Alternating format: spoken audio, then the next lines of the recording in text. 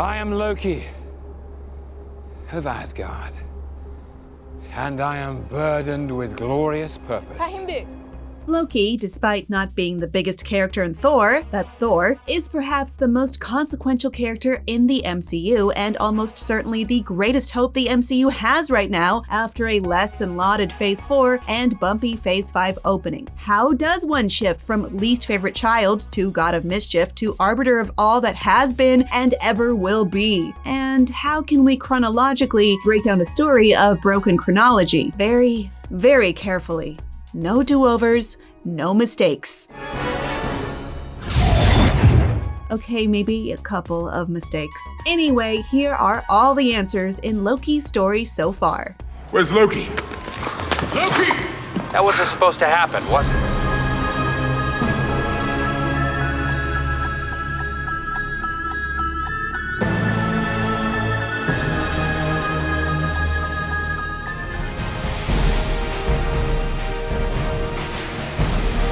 Loki's story begins with abandonment, which surely will not become a theme to come. Left to die by his father Laufey, ruler of the frost giants in Jotunheim, Loki is adopted by Odin, father of Thor, and his other child Hela, who won't be mentioned for a long time for reasons. Loki and Thor are raised as brothers, though Loki grows to resent Thor for being quite literally the golden child. Skilled in magic instead of brawn like Thor, Loki schemes as the god of mischief to steal Thor's future seat on the throne of Asgard for himself. On the day of Thor's coronation, Loki provokes his hot-headed brother into launching a counterattack on the frost giants in direct defiance of Odin's wishes. While the Asgardians battle, Loki discovers he is 1, adopted, and 2, actually a frost giant. Loki's plan works though, and Odin banishes Thor, leaving Loki to confront Odin about the revelation. Sylvie! Soon, Odin falls into the Odin sleep, and Queen Frigga has no choice but to crown her son Loki and name him ruler of Asgard. But it wasn't meant to last. Soon enough, Loki loses in battle to a once again worthy Thor, who went on his own journey of learning to not be an a-hole. Loki took the L on this one, but as he sees it, tomorrow is another day to begin anew. Well, I guess that's worth a look.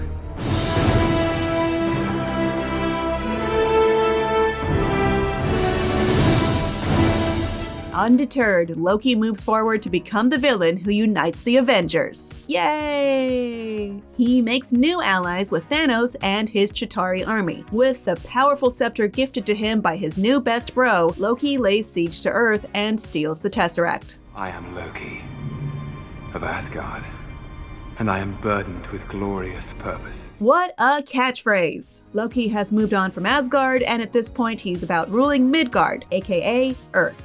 He allows the Avengers to capture him and breaks them apart from the inside. With Earth's mightiest heroes unfocused, Loki opens a portal above New York City and launches a full-scale invasion on Earth, culminating in probably the most iconic shot of the MCU. You know the one.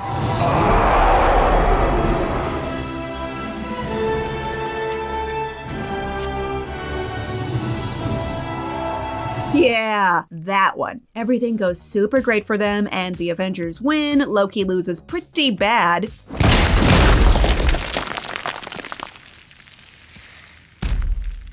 Puny god. He's taken away in chains back to serve his time in an Asgardian prison, and Ant-Man is definitely not present. Or is he? I have such a weird sense of deja vu. For now, let's say Loki is headed for a cell and bookmark this spot for later.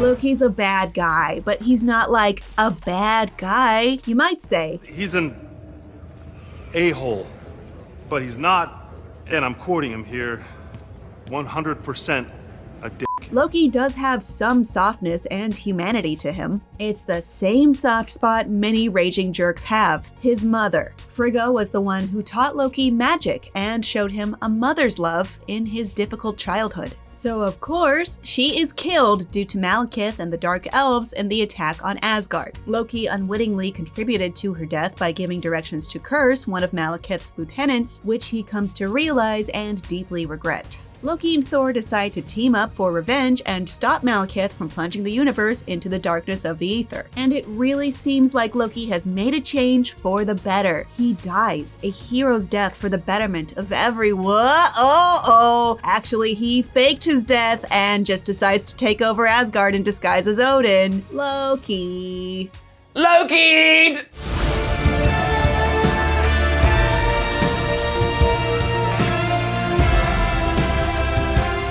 Loki's plan actually works? For a while, Loki does rule Asgard, seemingly unchecked, and even gets into the theatrical arts with Matt Damon and a different Hemsworth. Sorry about that time. I turned you into a frog. It was a wonderful joke. It was indeed hilarious. Until Thor sees right through him and unmasks the so-called Odin, king of Asgard. They join up, meet with Doctor Strange, who doesn't really seem to like Loki.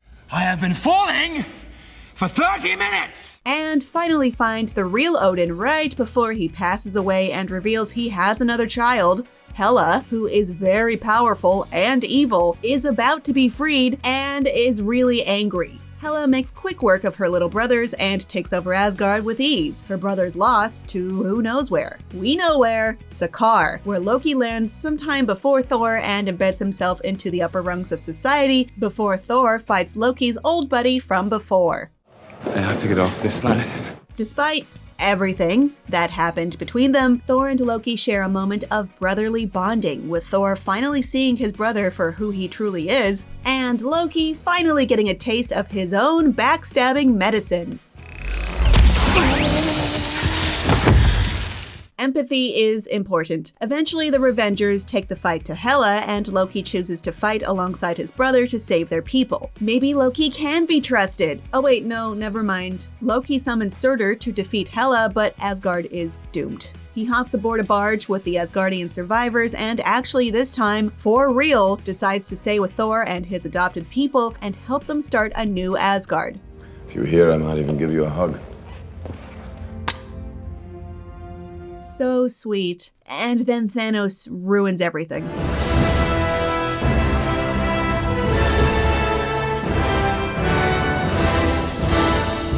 Yep, Thanos is still at his Thanos stuff at this point, just gathering stones, wiping out life, and he and the Black Order followed Loki because he just had to steal the Tesseract, which is of course an Infinity Stone. Thanos stops the ship dead, slays half the few Asgardians left, and swipes the stone from Loki. It's at this moment that Loki actually decides to commit to nobility and tries to protect Thor, Asgard, and everyone by attempting to kill Thanos. He dies at the Mad Titan's hand, and Thor is left to weep over his body and try to carry on without his tempestuous little brother. And that is it. Loki is dead.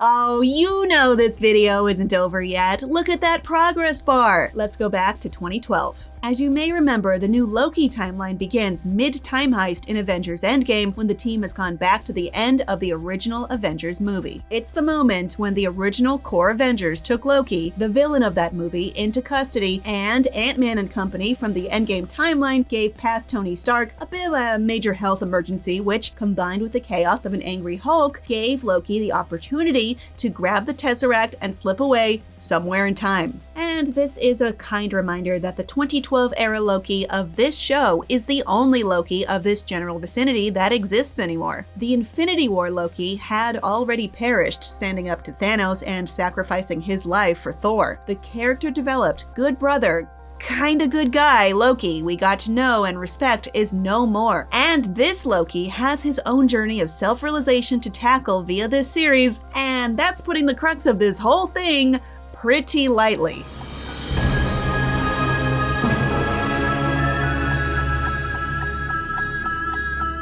Loki turns up in the Gobi Desert and immediately threatens the locals villain-era style before getting labeled a variant and arrested by the Time Variance Authority. He's hit, collared, and stripped naked, just like in probably someone's fantasy, before he's processed in a fashion that's both very mundane and completely bizarre. Oh, this is absurd.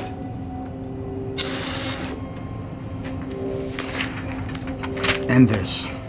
That's the TVA for you. Highly bureaucratic masters of time. Ms. Minutes explains the Timekeepers brought peace to the entirety of existence eons ago by ordering the multiverse into the sacred timeline. And the TVA exists to protect the true flow of time for all beings by stopping beings who veered off the normal timeline, the variants, who have the potential to create nexus events which could cause the multiverse to branch off into madness. Sound familiar?